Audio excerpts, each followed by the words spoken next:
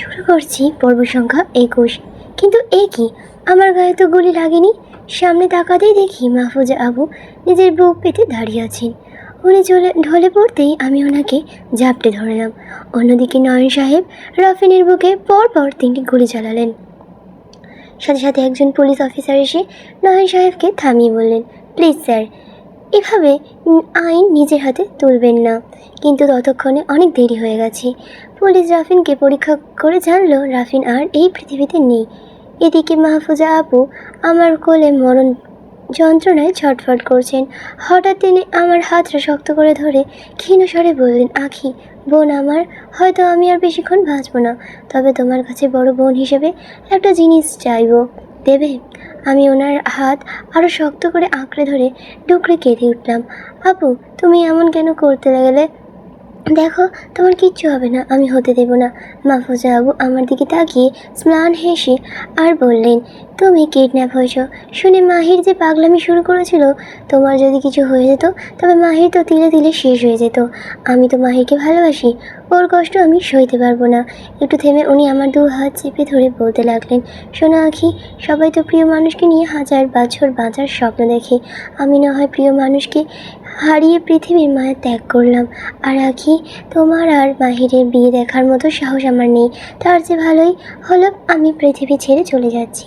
মাহফুজা আপু হাঁপাচ্ছিলেন, শেষবারের মতো বললেন, আখি, আমায় আর সময় নেই। শোনো, আমার একটা বড় শখ ছিল, মাহিরের সাথে আমার ছোট্ট একটা সংসার হবে। আমাদের কোল জুড়ে একটা ফুটফুটে কন্যা সন্তান আসবে। আমাদের নামের সাথে মিলিয়ে তার নাম রাখবো মাহিরা।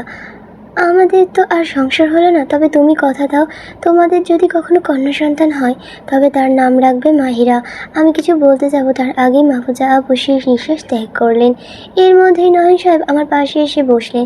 আমি ওনাকে জড়িয়ে ধরে হাউমাউ করে কাঁদতে কাঁদতে বলতে লাগলাম, নয়ন সাহেব, আমার আপুকে বাঁচান প্লিজ, আমার আপুকে বাঁচান। বলতে বলতে অসহ্য যন্ত্রণায় ওনার বুকে আমি জ্ঞান হারালাম। আহিয়া জ্ঞান হারানোর পর পুলিশ রাফিনের নিথর দেহ নিয়ে চলে গেল। মাহির উন্মাদনায় প্রায় আহিয়াকে কোলে নিয়ে দ্রুত খান বাড়িতে পৌঁছালো। সেখানে গিয়েও যখন আহিয়ার জ্ঞান ফিরল না, মাহির একদম দিগ্গদিক জ্ঞান শূন্য হয়ে পড়ল। ও আহিয়াকে জড়িয়ে ধরে চিৎকার করে কাঁদতে কাঁদতে বলতে লাগলো, ও বউ, ওঠো না, দেখো আমি তোমাকে বিয়ে করে নিয়ে যেতে এসেছি। ওঠো না সুইটহার্ট, প্লিজ ওঠো। জড়িয়া খান মাহিরাকে এই অবস্থায় দেখে মাথায় হাত বুলিয়ে শান্ত করার চেষ্টা করলেন। বাবা, তুমি একটু শান্ত হও। আগে তো এর আগেও অনেকবার এভাবে জ্ঞান হারিয়েছি। মাহিরকে শক্ত করে হতে না দেখে তিনি আবারও বললেন, আখি তো আমারই মেয়ে, আমি জানি ওর কিছু হবে না, দেখো একটু পরেই জ্ঞান ফিরবে। এবার মাহির জোয়া শক্ত করে জড়িয়া খানের দিকে তাকিয়ে ক্ষীণ স্বরে বলল, এতদিন ও আপনার মেয়ে ছিল, কিন্তু এখনও আমার বিয়ে করা বউ। আমি আপনাদের মতো শান্ত হয়ে বসে থাকতে পারি না। আপনাদের মেয়ে হারালে তো আপনারা আরও 1000টা মেয়ে ডাউনলোড করে দিতে পারবেন, কিন্তু আমার বউ হারালে আমি তাকে কোথায় পাবো? মাহিরের এমন রূঢ় কথায় জরিনা খান ভীষণ লজ্জিত হয়ে সেখান থেকে চলে গেলেন। মাহির টুকরে কেঁদে আহিয়াকে ডাকতে লাগলো, এই বাটারফ্লাই, ওঠো না, দেখো তোমার নয়ন সাহেবের খুব কষ্ট হচ্ছে। তোমার নয়ন সাহেব তোমাকে এভাবে দেখতে পারছি না, প্লিজ ওঠো। বাইরে দাঁড়িয়ে ইউসুফ খান সব শুনছিলেন। তিনি রুমে ঢুকে মাহিরের পাশে গিয়ে বসলেন। মাহির তখনও আহিয়াকে কোলে নিয়ে পাগলামি করে যাচ্ছিল। ইউসুফ খান বললেন, মাহির, তুমি কি পাগল হয়ে গেলে? এমন করছো কেন? ডাক্তারের কাজ করতে দাও। মাহির আহিয়াকে বিছানায় শুইয়ে দিয়ে ইউসুফ খানের দিকে তাকিয়ে বলল, কোনো পুরুষ এমনি পাগল হয় না শ্বশুরমশাই, পাগল হয় কোনো একটা মেয়েকে ভালোবেসে। আমিও পাগল হয়েছি আপনার মেয়েকে ভালোবেসে। ইউসুফ খান স্তব্ধ হয়ে গেলেন, আর কিছু বলার ভাষা খুঁজে পেলেন না। এমন সময় একজন ডাক্তার এসে আমতা আমতা করে বলল, মিস্টার মাহির। মাহির ডাক্তারকে ধমক দিয়ে বলে উঠল, তোদের ডাক্তার কে বানিয়েছে শুনি? তোরা 7 ছাত্রা ডাক্তার মিলে আমার একটা মাত্র বউয়ের জ্ঞান ফেরাতে পারলি না? অকর্ম সব, শুধু আমার বউয়ের জ্ঞান ফিরুক একবার, তোদের সবাইকে আমি দেখে নেব। ঠিক সেই মুহূর্তে মাহতাব আহমেদ রুমে ঢুকলেন। মাহিরকে এই অবস্থা দেখে মাহতাব আহমেদ এগিয়ে এসে বললেন, আরে মাহির, শান্ত হও, এমন করো না, এটা তোমার নিজের বাড়ি না, মানুষ খারাপ ভাববে। মাহির রেগে গিয়ে সাইড টেবিল থেকে একটা লাথি থেকে একটা কাঁচের গ্লাস দেয়ালে ছুঁড়ে মেরে চিৎকার করে বলল, যেই তুমি নিজের বউ হারিয়ে 3 মাস মরার মতো ছিলে, সেই তুমি আজ আমাকে শান্ত হতে বলছো? এই মুহূর্তে আমার কাছে আমার বউয়ের জীবনের চেয়ে ইম্পর্টেন্ট আর কিছুই না। সো কে কী ভাববে, আই ডোন্ট কেয়ার। ঠিক তখন আমার জ্ঞান ফিরল। চোখ মেলে দেখি পাশে নয়ন সাহেব বসে আছেন। ওনার পাশে আমার আব্বু ইউসুফ খান আর শ্বশুর মাহতাব আহমেদ চিন্তিত মুখে দাঁড়িয়ে। আমি চোখ খুলেই নয়ন সাহেব ব্যাকুল হয়ে আমার দিকে ঝুঁকে এলেন আর বললেন, সুইটার ঠিক আছো তুমি? আমি কিছু বলতে যাবো তার আগেই উনি নিজের কান ধরে বললেন, সরি রে বউ, আমি একদম বাজে স্বামী। আমি আমার বউকে সেভ করতে পারলাম না। সবার সামনে ওনার এমন ছেলে মানুষের কাণ্ড দেখে আমি কি বলবো বুঝতে পারছিলাম না। উনি হঠাৎ আমাকে কিছু বলতে না দেখে ওনার আমার আব্বুর দিকে তাকিয়ে বিরক্ত নিয়ে বলল, তোমাদের কি লজ্জা বলতে কিছু নেই? জামাই বউ কথা বলছে, তোমরা দাঁড়িয়ে দাঁড়িয়ে দেখছো কেন? যাও তো এখান থেকে গিয়ে বিয়ের আয়োজন করো। ইউসুফ খান হালকা হেসে বললেন, মাহির, বিয়ের সব আয়োজন করা আছে, তুমি স্টেজে যাও, আমি আঁখিকে নিয়ে আসছি। নয় সব আমাদেরকে তাকিয়ে আমি চোখের ইশারায় ওনাকে যেতে বললাম। উনি অনিচ্ছা সত্ত্বেও ডাক্তারদের নিয়ে বেরিয়ে গেলেন। ওরা চলে যেতেই আমার শ্বশুর আমার মাথায় হাত বুলিয়ে, সেদিন তো আমার ছেলে তোমাকে বিয়ে করতে চায়নি, কিন্তু সে যে আজ তোমার জন্য এমন পাগলামি করবে তা আমি কল্পনাও করিনি। আমি ওনার কথা ঠিক বুঝতে পারলাম না। উনি মুচকি হেসে ঘর থেকে বেরিয়ে গেলেন। এরপর আমার আব্বু বললেন, আম্মু তুমি একটু পরিপাটি হয়ে বাইরে এসো, আমি অপেক্ষা করছি। আব্বু চলে যাওয়ার পর আমি উঠে লেহেঙ্গা ঠিক করে বাইরে এলাম। সেখানে আব্বু, আম্মু, রাখি, নীলা, সৌরভী সবাই আমার জন্য দাঁড়িয়েছিল। আমাকে দেখেই নীলা দৌড়ে এসে জড়িয়ে ধরে কাঁদতে লাগলো আর বলতে লাগলো, সরি রে দোস্ত, আমার জন্য সব হলো। আমি যদি তোর সাথে একই গাড়ি আসতাম তবে এমনটা হতো না। আমার হঠাৎ মাহফুজা আবুর নিথর মুখটা মনে পড়তেই মাথাটা ঝিমঝিম করে উঠল। এর মাঝেই আব্বু তাড়া দিলেন, আম্মু, কাজী সাহেব চলে এসেছি, স্টেজে চলো।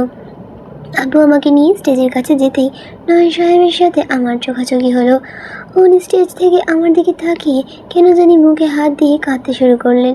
আমি স্টেজের সামনে এসে দাঁড়ালাম, কিন্তু ভারী লেহেঙ্গা সামলে উঠতে পারছিলাম না। নয়ন সাহেব এটা খেয়াল করে দ্রুত চোখ মুছে নিয়ে নেমে এলেন।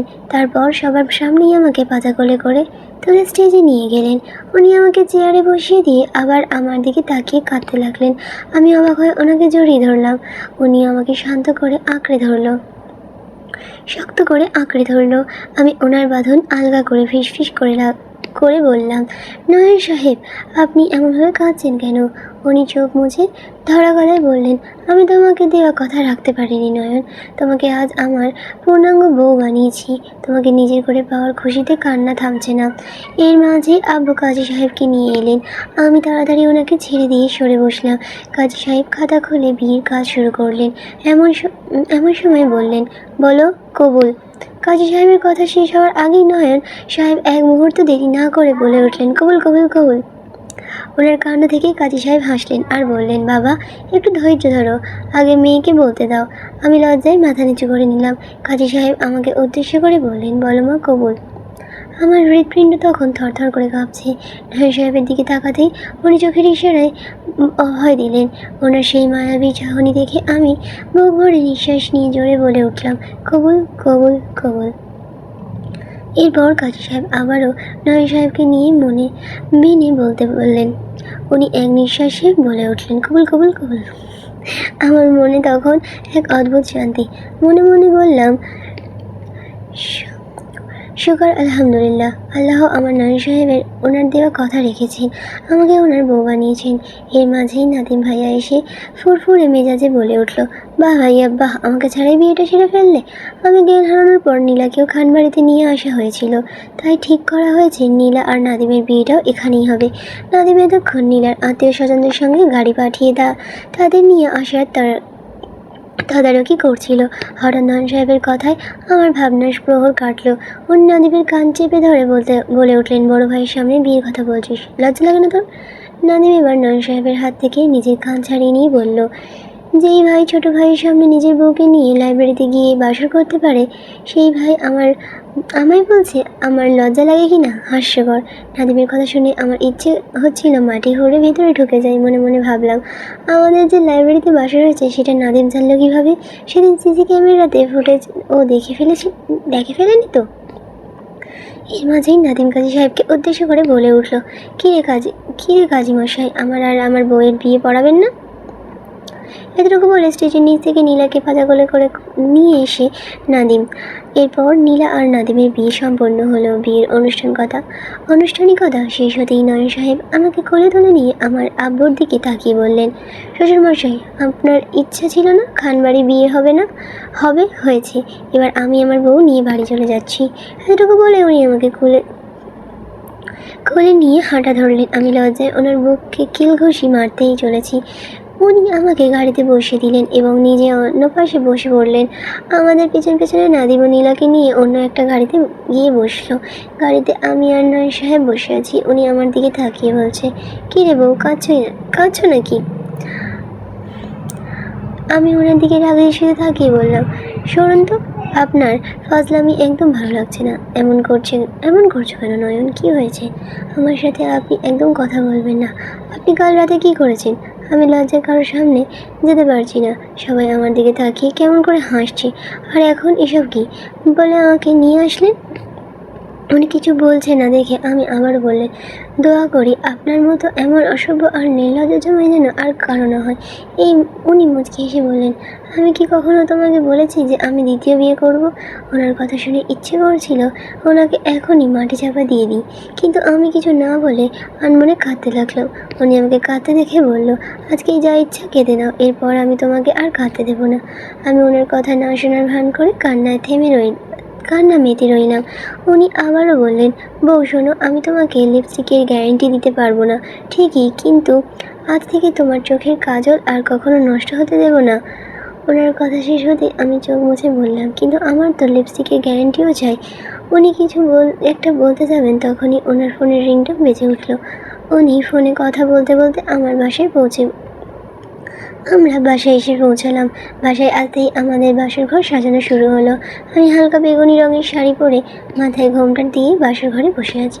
হঠাৎ উনি দরজা খুলে গুনগুন করে গাইতে গাইতে রুমে ঢুকলেন, মিলন হবে কতদিন আমার মনের মানুষের সাথে। ওনার মুখে এই গান শুনে সেই প্রথম দিনে আমার হাত পা কাঁপতে লাগলো। উনি এসে আমার পাশে বসলেন। তারপর আমার ঘোমটা সরাতেই আমি ওনার দিকে আশাকে তাকিয়ে লাজুক হাসলাম। উনি হঠাৎ বুকে বাঁ পাশে হাত রেখে নিঃশব্দ কণ্ঠে গিয়ে উঠল, লাগে লাগে বুকে লাগে আর চোখে তুই তাকালে, তোর মুখের লাজুক হাসি ভালোবাসি রে। গান শেষ করে উনি আমার মুখটা ওনার সামনে নিয়ে এসে জিজ্ঞেস করলেন, আচ্ছা বউ, তুমি কি সাবান খাও নাকি মুখে দাও? আমি কিছু বললাম না। উনি হঠাৎ আমার কপালে একটা চুমে দিলেন। সাথে সাথে আমি একটু কেঁপে উঠলাম। উনি আমার ছেড়ে দিয়ে ভেঙচি এঁটে বললেন, বইন, কাঁপাকাঁপি বন্ধ করো, আমি কিছু করছি না।